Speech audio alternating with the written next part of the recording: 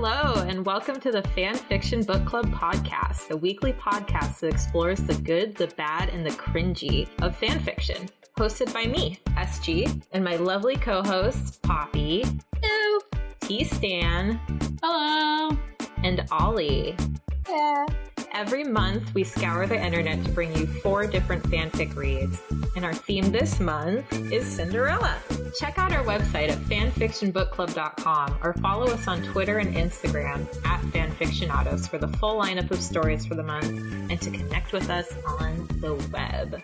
So, we have one more book to read, one more fan fiction to read under the realm of Cinderella. And we have had a big variety of stories. Holy crap, have we ever. I'm amazed that that there is so much variety in this fandom, because I thought when we picked it, it would literally just be like Cinderella self-insertion stories, but we had a really good mix of different things. Yeah. And the last fanfic that we will be discussing is Flight of Fancy, Feathers, Challenges, and Fate by Books Are Medicine on archiveofourown.org. This story was written in 2018. It is just a little over 42,000 words, and it is tagged as alternate universe fairy tale, nymphs and dryads, sibling rivalry, animal transformation, slow build, and challenges, which is a very good mix of tags that definitely describe this story. And the summary that the author wrote is this story is a blend of the fairy tale, The Three Feathers, and Cinderella. Prince Kit must overcome many challenges to prove himself worthy as heir to the throne. Along the way, a mysterious maiden, Cinderella, and many different animals, and even fate herself help him along. But can he prove himself worthy of the crown? Dun dun dun. You sure picked a long one. I did. Yeah. We all kind of picked long ones. So this story goes more off of the 2015 movie remake than the Yes. classic Yeah. Disney fairy tale. This one is more based off of the movie. But even within the realm of the movie, this story is from the prince's perspective in a limited third person. Well, I guess it's like an omniscient third person. It's not really just Prince Kit's perspective, but the story centers more around Prince Kit. He has more of a presence in this than he does in the 2015 movie. And it's kind of his story before meeting Cinderella and how he meets her. And Cinderella is a completely different species. I picked this story for the group because I am a sucker for fantasy novel of any kind. And because our theme was Cinderella, I knew it was going to be very female focused. So I thought it would be interesting to find a story that was centered around a character other than Cinderella. Cinderella still plays a big part in this, but I don't necessarily see too many fanfics that are from the Prince Charming's perspective, from Prince Kit's perspective. So I thought this would be an interesting read to kind of see, like, how do people who are fans of this fandom interpret this character, and how do they give him life? So that's why I picked it. And yeah, reasons. So the story for Flight of Fancy centers mostly around Prince Kit, who is a son of the king and queen of the kingdom. And the king in this story is trying to decide who his heir is going to be. So there's Prince Kit, and then he has 2 older brothers. His oldest brother is Kane, who is, he's a strong, handsome guy. He's really manipulative in the court. Like, he can play the court game very well. He has a lot of nobles on his side, and women love him. And then there's Prince Kurt, who's the middle son, and he is kind of a big broody bro. He likes to fight. He's really into war. And then there's Kit, who's like a quiet, observant, sweet Prince Charming in its purest form. Kane, the oldest, he was like the stereotypical prince, you know, like he's tall, he's handsome, he wants the throne. Yeah. And he wants the throne for the power of the throne, and he wants to be able he's to very control power people. hungry. And then Kurt is a jock, pretty much. He's like a big old buff Total jock. jockey bro. And he wants the throne so that he can be feared. And then Kit, just like, he really doesn't want the throne. He's like, I'm good. Like, at the very beginning, he's like, I'm good with not having it. He's just trying to survive. And his older brothers are just total bullies. They bully him pretty much his entire life and make him kind of feel like nothing.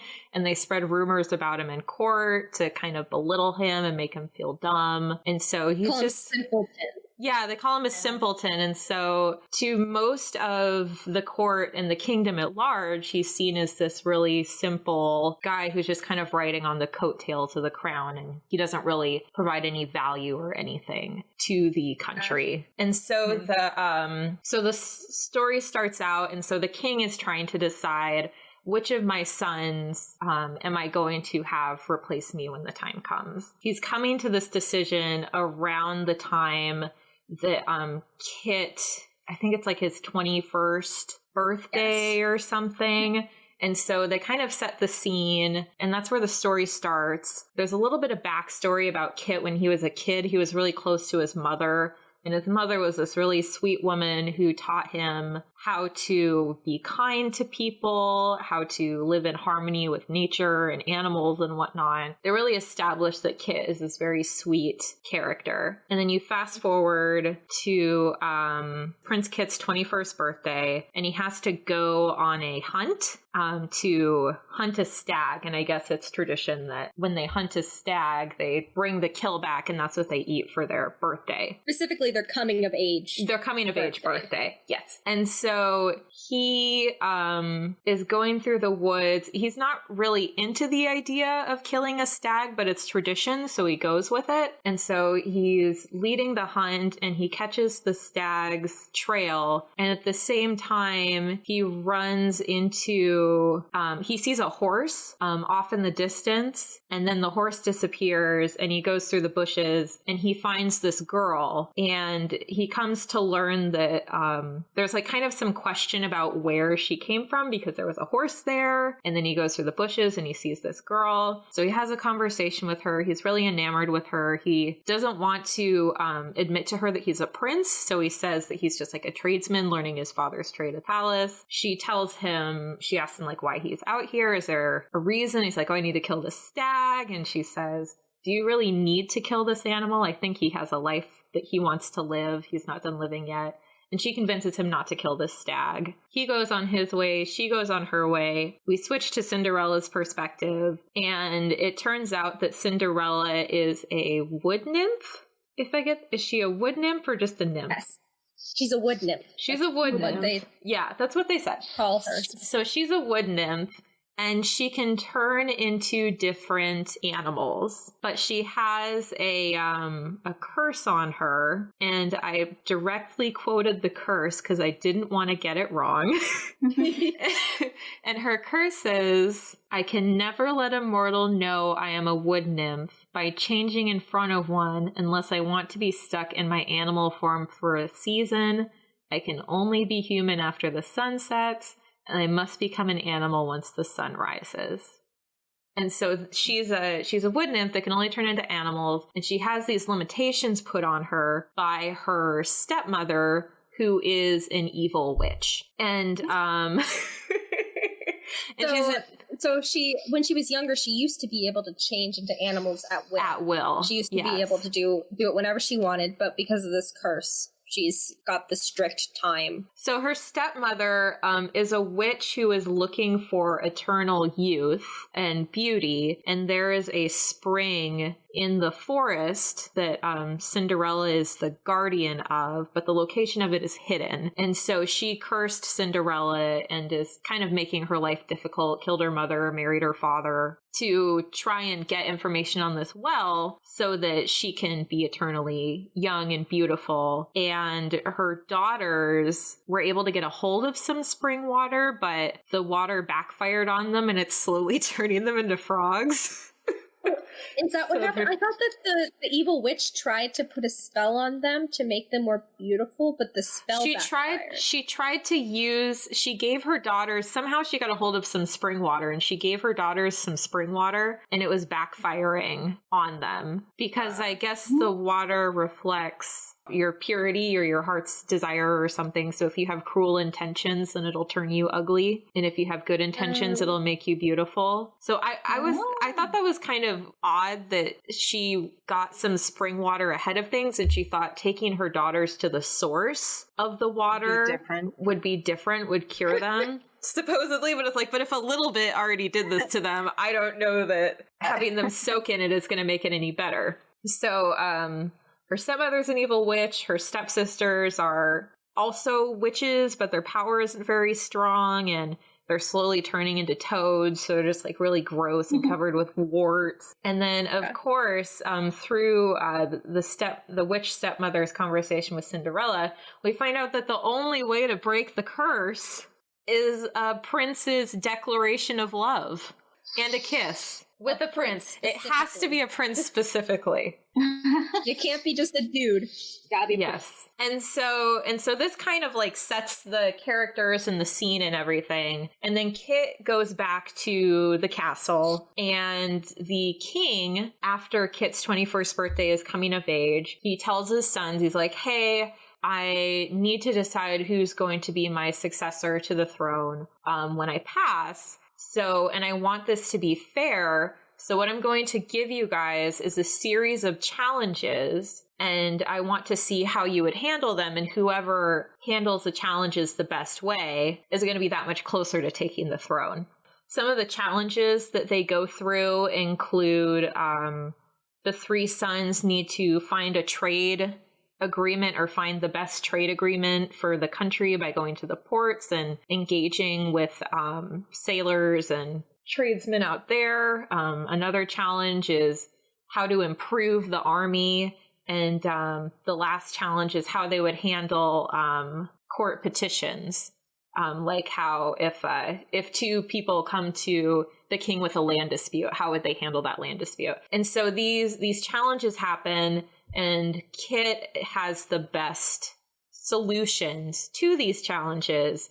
And at the same time, Cinderella, as an animal, is kind of following him around and helping him complete these challenges. In the first story, when they're looking at the trade agreements, she becomes a cat and she like guides him to a Roman ship, and he comes up with a really good deal with the Roman ship. And it's a very nice, like, open anti-racism little sub-story in there, because I guess they hate Romans. It was really nice because, like, apparently no one trades with the Romans, and like whenever the Romans are on the ship, like everyone avoids them, or on the dock, everyone avoids them and stuff. So Kit's just like, all right, I'll just trade with you. Yeah. And so the Romans have, I think concrete. They can make concrete, and they can make arches. They had some architecture. Yeah. So it's pretty much a knowledge trade. So they trade the knowledge of concrete making for a compass invention that Kit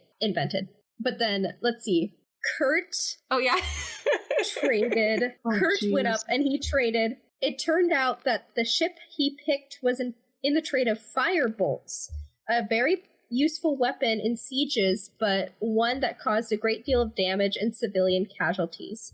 So he traded gold for fire bolts, and the gold, it was way too expensive for the kingdom, pretty much. And then Kane, Mr. Buff Dude, he decided to trade exotic dancers. Oh boy!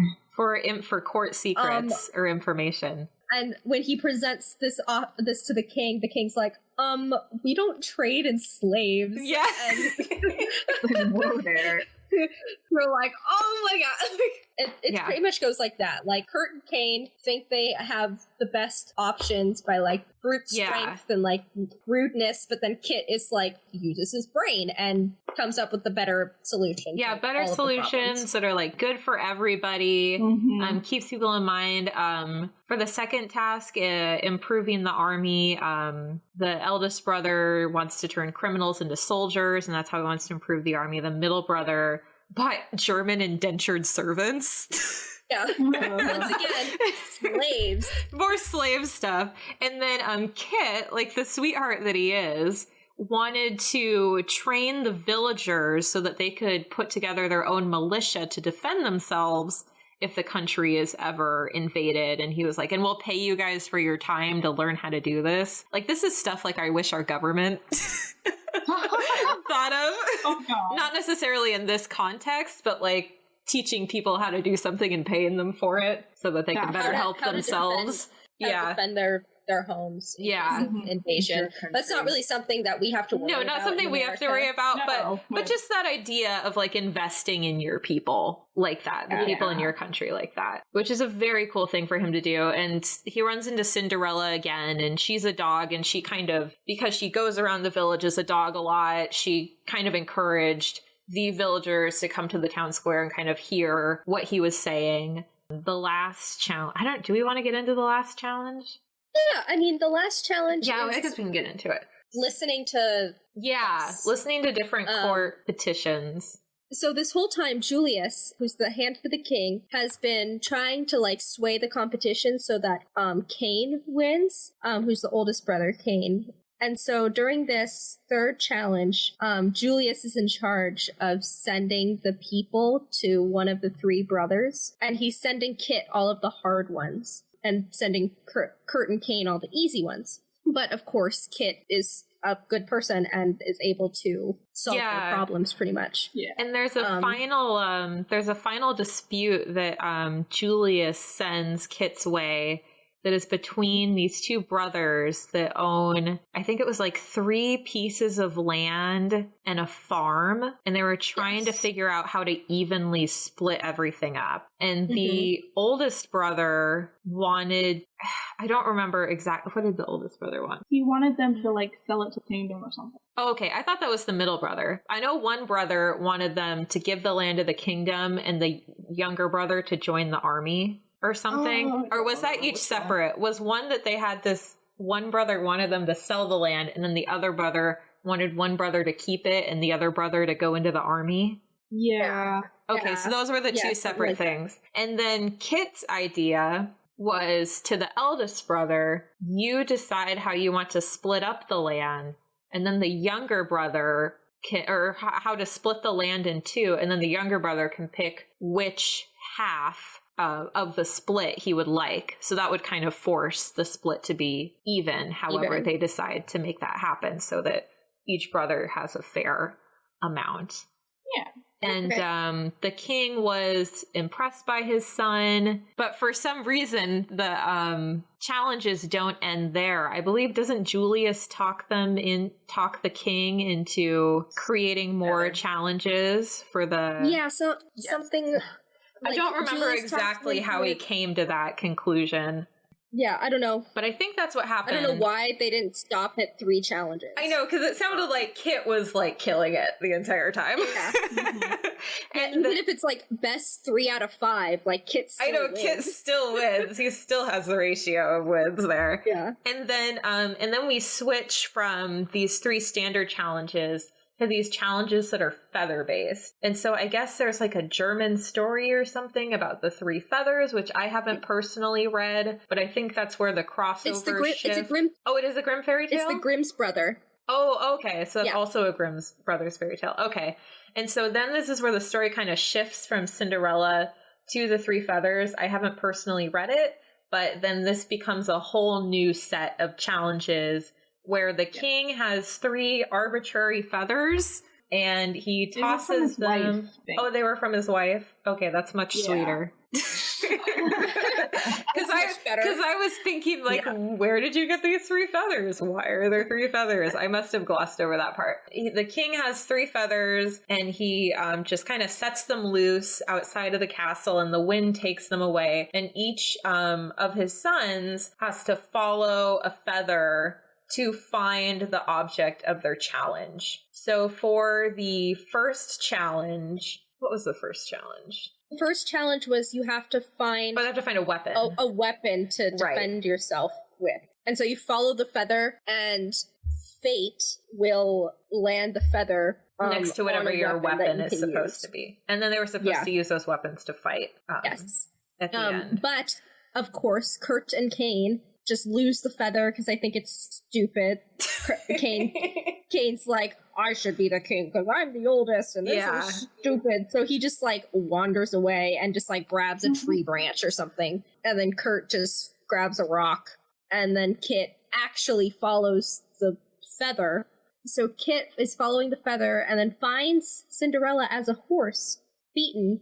And Kit's like, oh my god. And so he like finds some like healing stuff and like goes and he heals the horse. And he was going to take it back into town to like, so it could rest and heal. Mm-hmm. And while he's walking back into town, the horse changes into Cinderella again behind his back. He didn't see it. And then, so he sees Cinderella and he's like, what are you doing here? Why are you also whipped like the horse? And so he heals her. He brings her back. He brings her to a priest. Yeah, he brings her to the town. So that she can rest there and heal there. And meanwhile, he finds this rock that when it's struck, it like creates a spark. Yes. That blinds your opponent. Yeah, like a mini flash bomb. In the battle that they're supposed to defend themselves, Kit uses the flash and stuns his brother, and so that he can take the tree branch and he wins. But because he struck the rock with like his dagger, Julius is like, oh, but he used something that he didn't find in the forest, and so he got disqualified, which is weird. I thought it was weird that they were fighting each other with these weapons. Like, okay.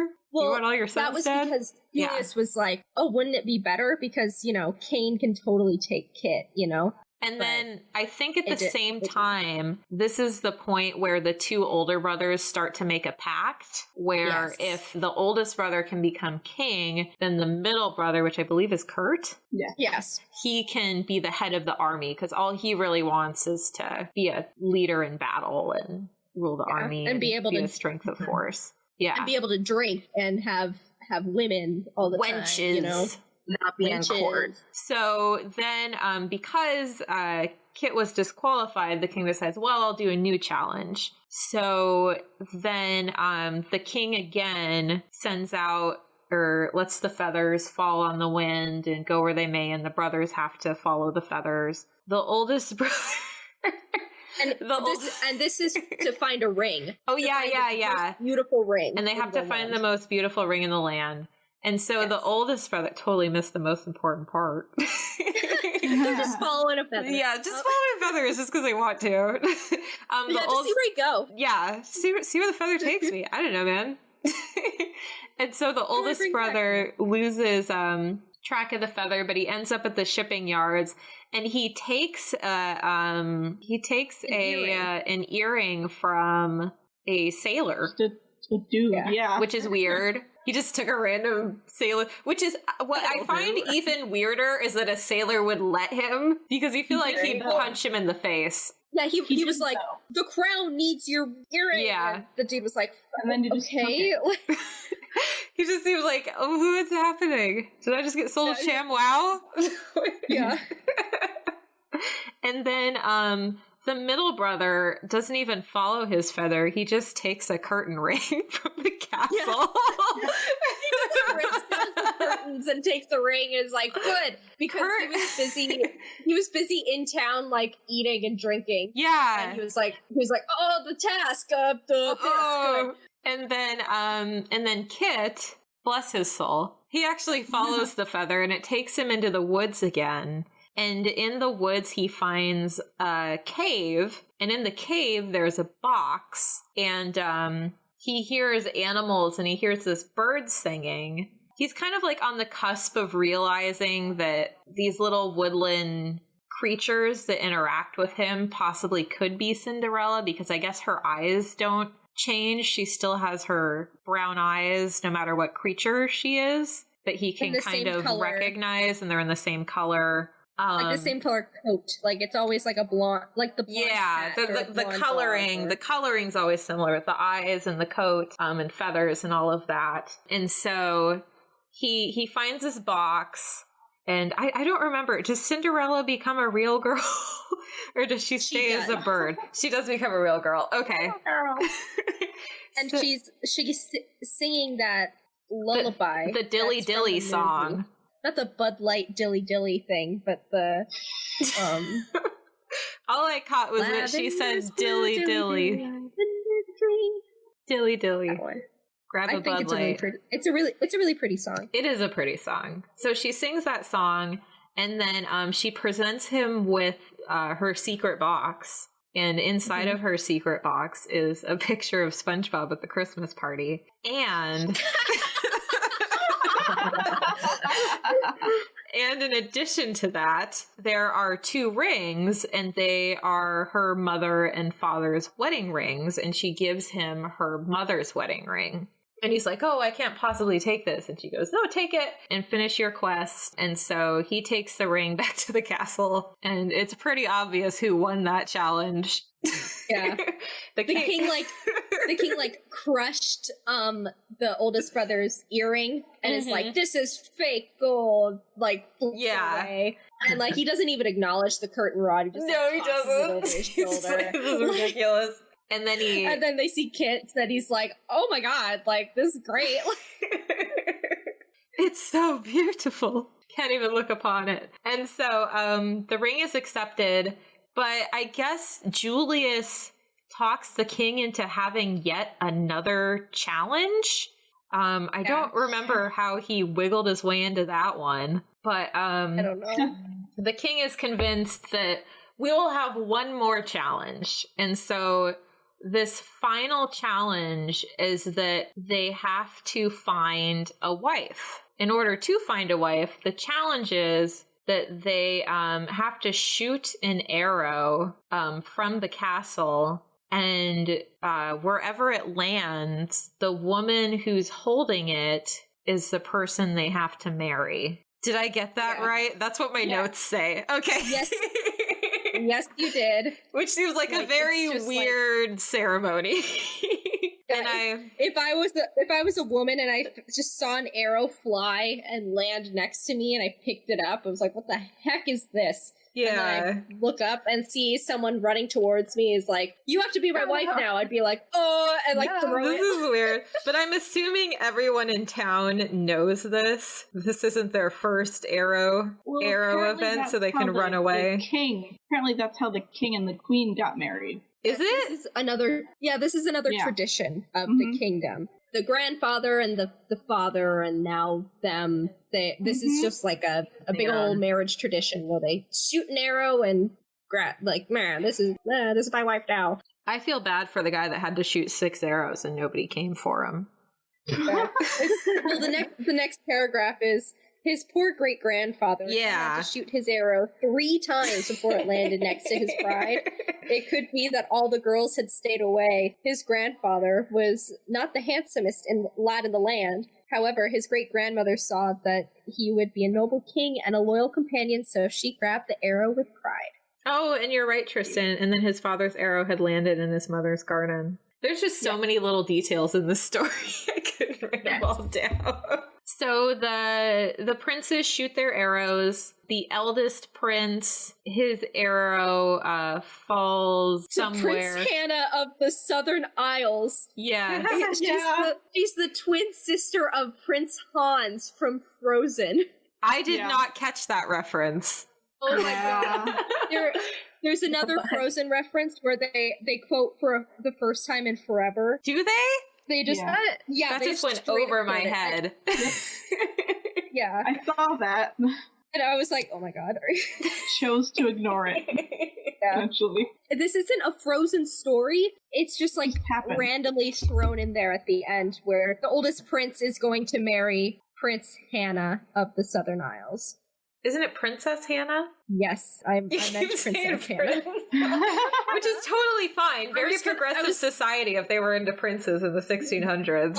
I was trying to, like, my brain wanted to say Prince Hans, so it's okay. Well, on the Frozen thread, I did see a lot of Elsa Cinderella crossover. I know that Frozen has like the most crossovers of all the Disney. Oh, do they? Oh yeah. Okay. People love Frozen. Because I was noticing that because there was there were a couple of stories when I was looking through stories to pick the one I was going to go with. My other pick that I was considering was a Frozen Cinderella crossover where Cinderella was a lady's maid to Elsa, and they had like a lesbian romance thing, but they were also dealing with court intrigue and stuff. But I read it and it was like making my eyes glaze over. It was really boring. Oh, no. I'm really sorry to the author. It was really well written, but there just wasn't enough happening. So I was like, no one's going to read this and have any fun. So I didn't end up picking that one, but it's very well written. But there is a presence for it, Elsa, Cinderella. More of a presence than I thought there would be. It's always interesting with crossovers, like what crosses over into another fandom and becomes kind of like a common crossover thing.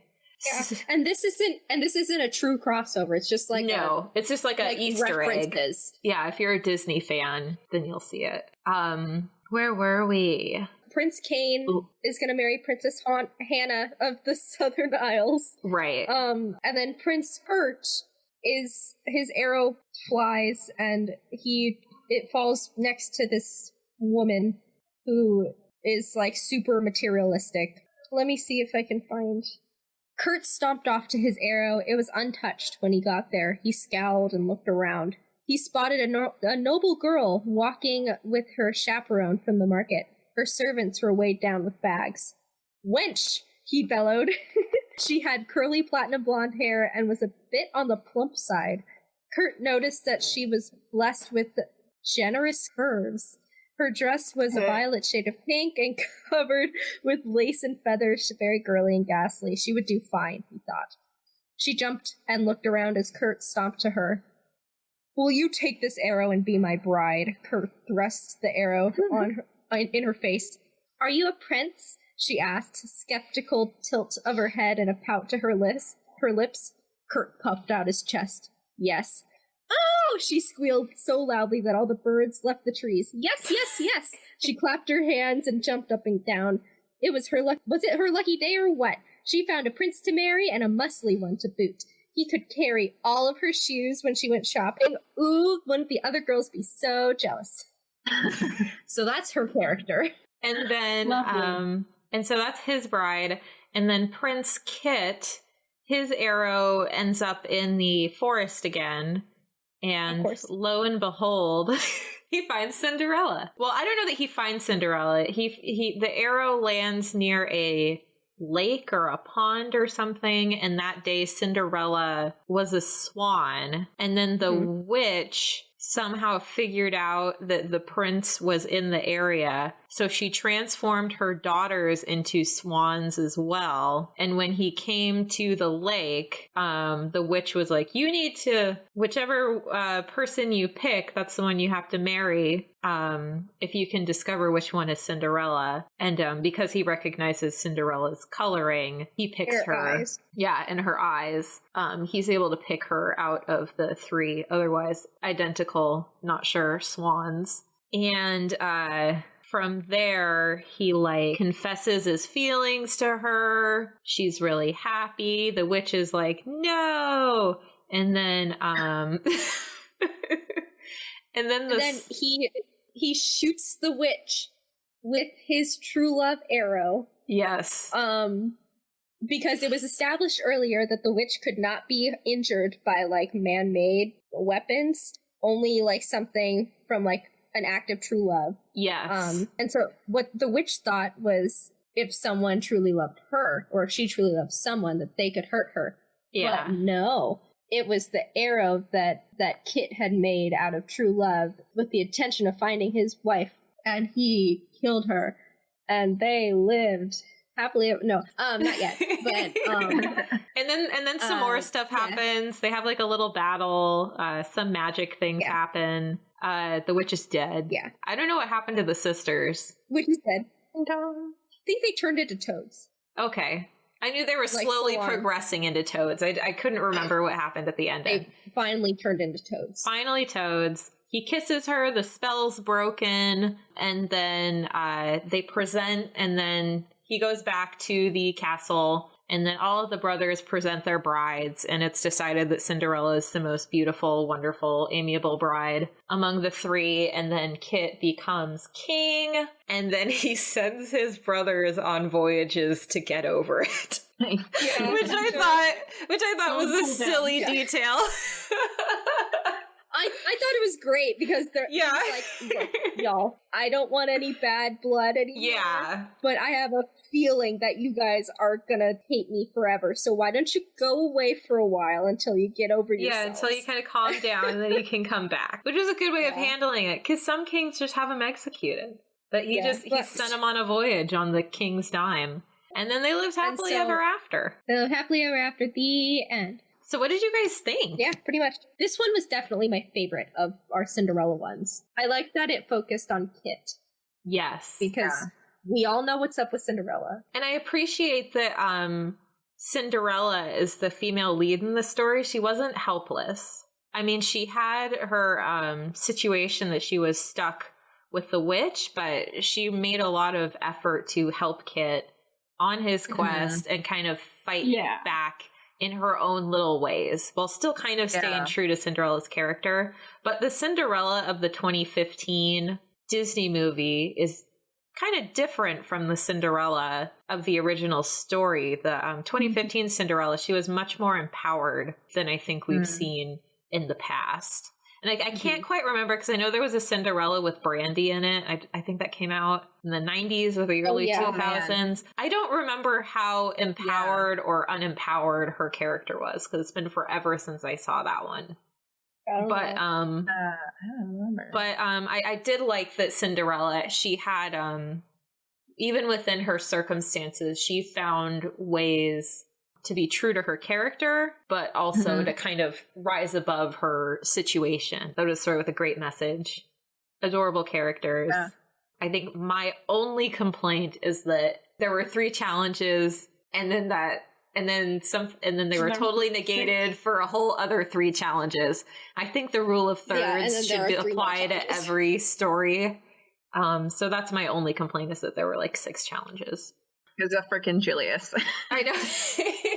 The king was such a pushover. Like, Julius was like, one more challenge. And the king was like, okay. Yeah. Well, I mean, the whole reason for that was because his wife died. And, like, his wife was, like, his moral backbone, pretty much. Yeah. And so without her, he was just, he didn't know how to function. And I guess he was the advisor, the king's advisor, right? Yeah, it's totally fair. How come the king's advisor in all these stories is like, he has like a secret plan? Can we ever read a story with the king's advisor that actually wants what's best for the kingdom? I know, like Aladdin. I know, right? How do you let that guy be your advisor? Yeah. It's like, do you see how evil he looks? He has right? snake staff. That's very true. So what did you guys think of the characters? I know we kind of talked about Cinderella and Kit and the king, but what did you think of the brothers and how the evil stepmother was portrayed? Did you have like a favorite character? I like that the evil stepmother was a witch. Like, she had more power over Cinderella, so it made sense why she was bound to her. It made more sense. Yeah, exactly. But I think my favorite character was Kit. He was just such a sweetie. What? You know? He was such a sweetie. I kind of teeter between, well, Kit's like obvious favorite, but I did also like the middle brother. He was kind of so ridiculous. It was entertaining. Yeah. I always got I got a kick out of everything that he said, because he was such an idiot. He's like, yeah, I don't even care about being king. I just want to lead the army, man. And then his stupid, like, using a rod curtain for the ring thing. It was silly. He was a silly character. And then his wife, how he picked her and how she picked him. It's like, oh, he can carry all my stuff. I thought that was fun. What about you, Tstan? I actually, the brothers felt the two older brothers felt so cartoonishly evil to me that it kind of took me out of it. I was just looking at them like, how do you grow up to be a human being? Like, how does that happen? I mean, the thing is that they mentioned the mom so much. And I'm like, where was she when these kids were growing up? That's an interesting point. Because you'd think, because they were older than Kit, then she should have had even more of an influence on their lives. And I don't know if possibly they were taken into training. I don't know if it's like a situation where their mothers get involved up until a certain point, and then they're being trained by court officials and whatnot.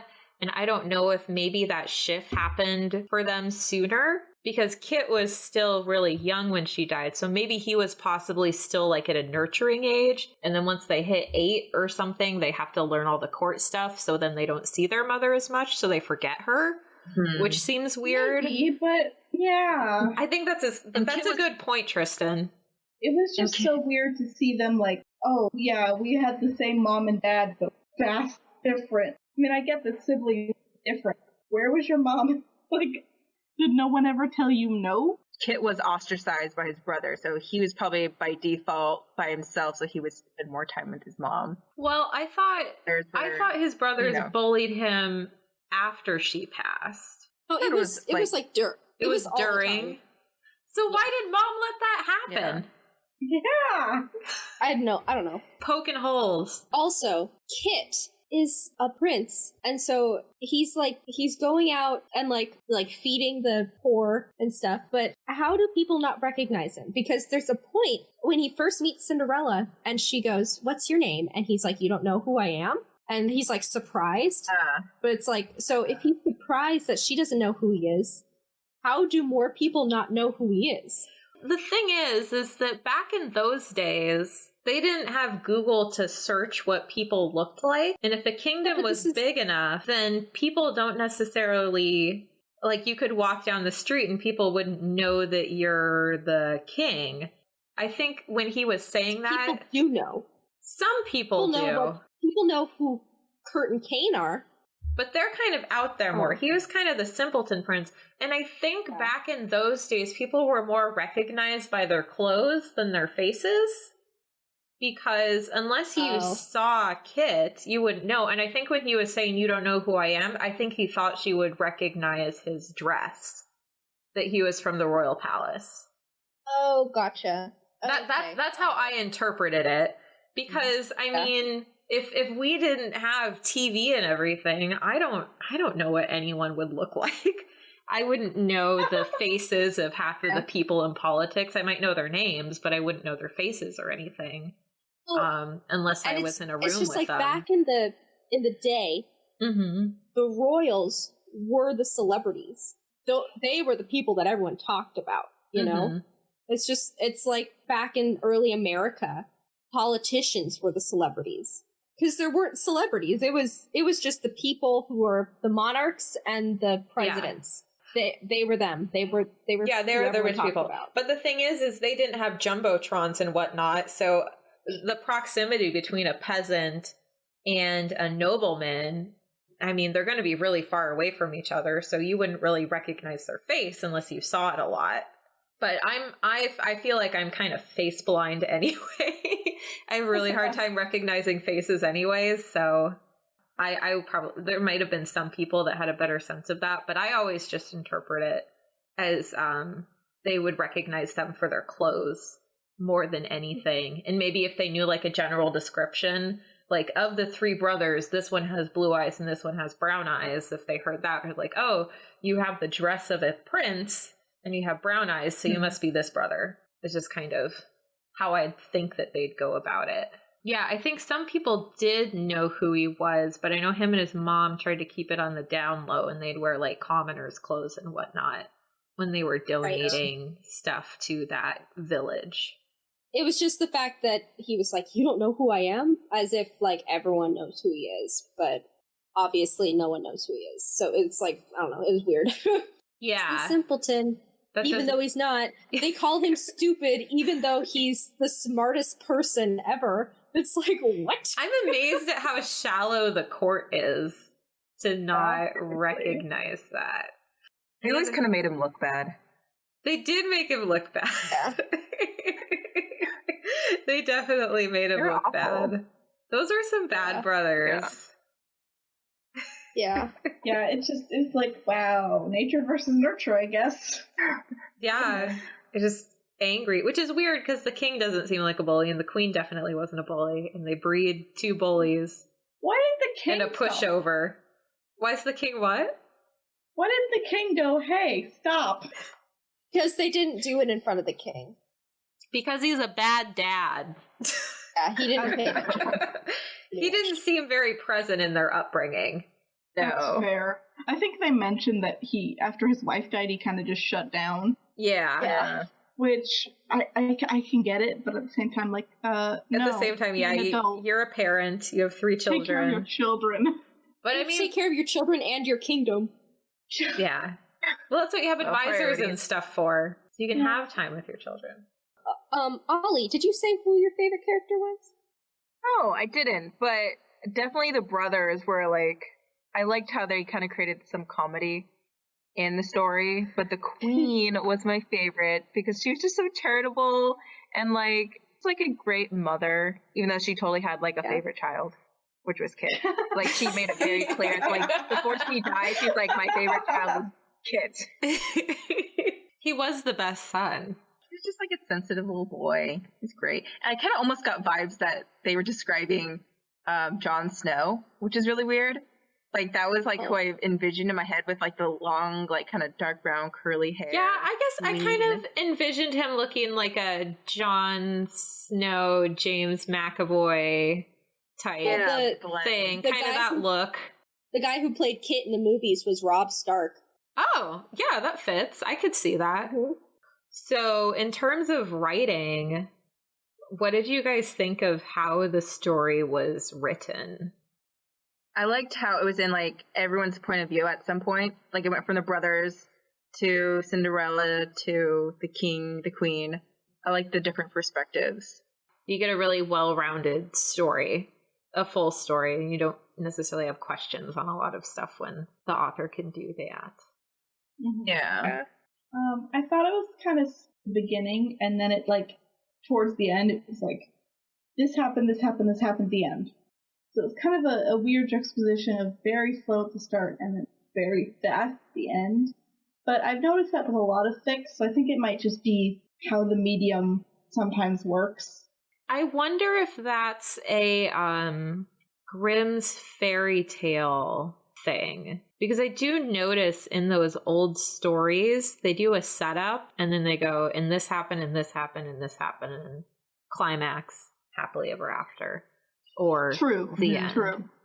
So I kind of interpreted that as I'm just kind of staying true to that story format. Because usually in these stories, there are like 3. There's the main, they're setting up the characters, there's the conflict, and then the 3 kind of steps to get to a solution, and sometimes that tricky 4th one that no one saw coming, and then the solution. But in this case, it was a tricky extra 3. Tricky 6-parters. Tricky 6 parts. I think it was definitely a conscious choice on their part. That leads me to our final question: is how well did they stick to the fandom? It was definitely Cinderella. Yeah, they stuck to it very well. And they added some new things, you know, like the wood nymph thing and the witches and the magic stuff. Other than that, they stuck to it pretty well, but it's just from the prince's perspective. Yeah, it's from his perspective, and there's no ball. There's no ball. He just shoots his arrow and picks her out of a pond.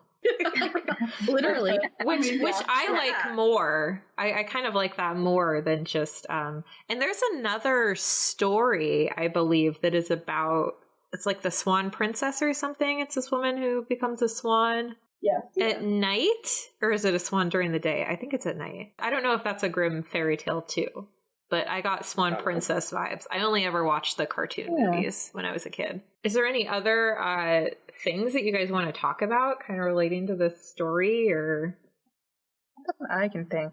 I think we touched on all the things that I was curious about. So then what rating would you give this story out of 5 glass slippers? I would give it a solid 4. It was very well written. It was a good length. And while the brothers and the ineptitude of the adults around them kind of bothered me, it wasn't a deal breaker for sure. So yeah, 4 out of 5. Cool. I would also give it a 4 for glass slippers. Why would you give it 4 glass slippers? Because I liked it a lot. It was my favorite of all of our Cinderella fan fictions that we read this month. And it was just it was a nice story, you know? Mm-hmm. Like, it was a nice story. It was the one that made me smile the most. However, I agree that it should have just been the 3 challenges, which is why it's not a 5. But, like, it was well written, and it was just good. It was just a really sweet story. I think I would give it 4.5. Only because I know, right? This is my highest rating yet. But I was captivated. I liked the story. I did actually like kind of like the slow build of it, and the fantasy aspect of having like wood nymphs and witches, which was really nice. And the fact that the author was a pretty decent writer, and I didn't find any like inconsistencies. So yeah, and I like how it was like a kind of like a parable. Yeah, there was definitely a lot of good messages in that story, and a lot of interesting ways to think about things, like how to think about what can be considered a trade. It doesn't necessarily have to be material. How to empower people around you. There was a lot of good content in there. I feel horrible saying this, but I'm only going to give this story a 4 out of 5. I wish I could give it a 5 out of 5, but I think the challenges just dragged on a little too much. I think all of the story made sense and was amazing, and the characters were amazing, and the character development was great, and all of the good messages that the story had weaved into it were wonderful. I just, I think there were too many challenges. There were too many challenges, yeah. I think there were, I think that's the only thing. If it was like maybe 3 challenges and then like a curveball tossed in there, this would be an instant 5. But, and this is me being really hard on this author right now. Like, I think by regular standards, in terms of fan fiction, this is really good fan fiction. So that kind of concludes our month of Cinderella picks. We had a huge variety of story. Well, we had It was pretty big. It was pretty big. I guess so, yeah. We had a pretty big variety. We had some smelly feet parody. We had some poetic prose about Cinderella falling in love with a king. We had a Cinderella story kind of crossing over with the Labyrinth fandom, and then just like a classic Cinderella from the prince's perspective with a little bit of magic thrown in. And so out of all of these stories, we already know Poppy's favorite, but what do you guys think your favorite story that we've read this month is? I'm gonna have to go with this one. I'm gonna have to go with the Flight of Flight of Feathers? Flight of Fancy. Flight of Fancy? I'm gonna have to go with this one, just because it was the most well thought out, I think. I think the author did a really good job. Agreed. And I also agree. Oh, unanimous. Yes. So now that we've finished up our stories for this month, we need to pick our theme for next month so we can find some stories to pick and read and talk about for listeners. Just so you know how we're picking things, me, Poppy, Ollie, and Tstan have compiled a really big list. Right now it has 30 different fandoms on it. And so every month we're just going to go in with a random number generator and we're just going to pick a number, and whatever fandom that number is related to is what we are going to read for the next month. Some of the theme topics include Fast and Furious, Twilight, The Vampire Diaries, Sonic the Hedgehog, and The Office, just to name a few. We have a lot more than that. So I am just going to go into Google I'm very nervous. And type in a random number generator. And we'll see what we end. Oh, not Bing. Get out of here, Bing. Oh. Evil Bing. Well, Google's really cool because they have a random number generator built into their thing. I know some of these fandoms, no matter what we do, it's going to be cringy. Yeah.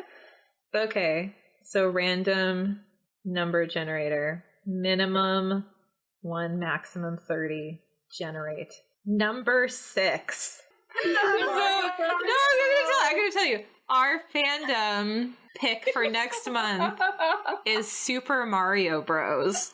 So we are going to find some pics. We'll share them on the Twitters and the Instagrams and our website. And you can go ahead and read those stories once we have them up. And then next month, every week, we're going to get together and review them for your enjoyment, maybe. I don't know how enjoyable it's going to be. We're going to see what the... entertainment. For your entertainment, yes. We're going to see what the world of Super Mario Bros. Has to offer.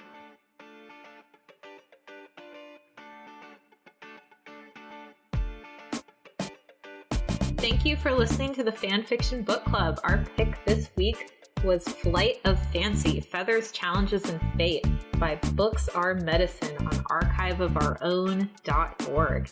You can find this story and more of the author's works on archiveofourown.org. Theme song is Funkorama by Kevin MacLeod.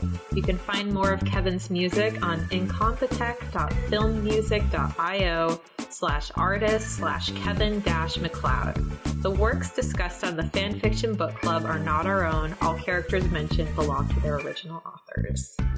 Until next week, guys. Bye. Bye-bye.